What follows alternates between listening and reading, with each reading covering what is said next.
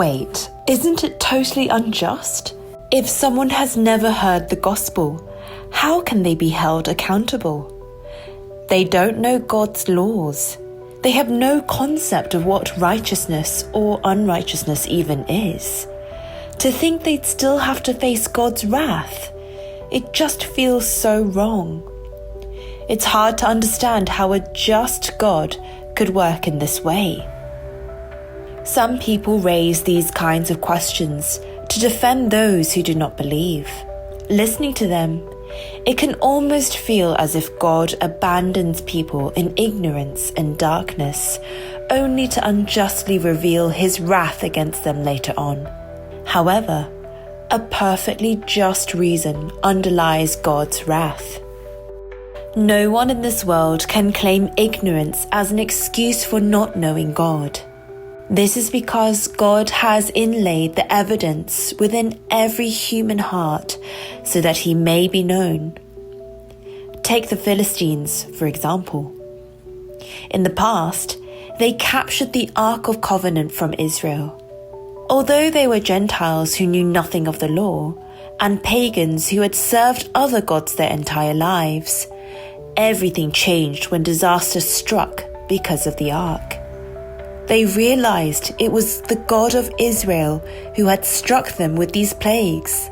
Therefore, they not only returned the Ark, but also offered a guilt offering to appease God's wrath. The evidence inlaid within them made them acknowledge God's existence and his wrath. This inward evidence is so powerful that it shines even when the physical senses are closed. The testimony of Helen Keller, who could neither see nor hear, truly illustrates this. When her teacher, Anne Sullivan, first tried to explain God to her, trapped as she was in pitch black darkness and silence, Helen responded, "I always knew he was there, but I did not know his name." Even before any knowledge reached her, her spirit had already sensed the Creator. Just as the Apostle Paul cried out to the people of Athens, "The one who you worship without knowing, him I proclaim to you, God is not far from each of us." People claim they do not know God, but it is not because they lack the ability to perceive him.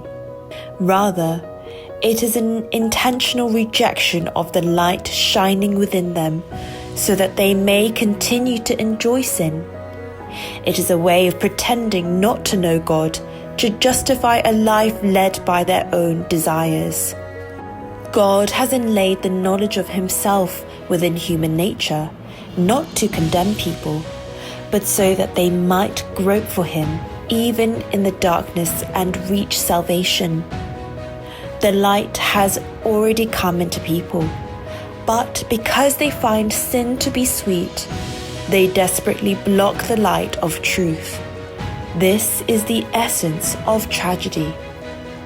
Now, it is time for us to offer an honest response before God. If the people of this world, with their faint understanding, can vaguely acknowledge God and fear his judgment, how much more should we respond?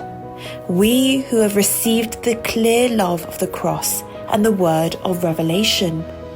We are debtors to a love that we can never repay. Let us now lay down every excuse and doubt used to justify our sins, and respond with wholehearted faith to God's revelation, in which he has manifested himself to us. Let us embrace the love that has constantly sent us signs for our salvation, and live a life that glorifies God, not out of fear, but with passionate gratitude and devotion.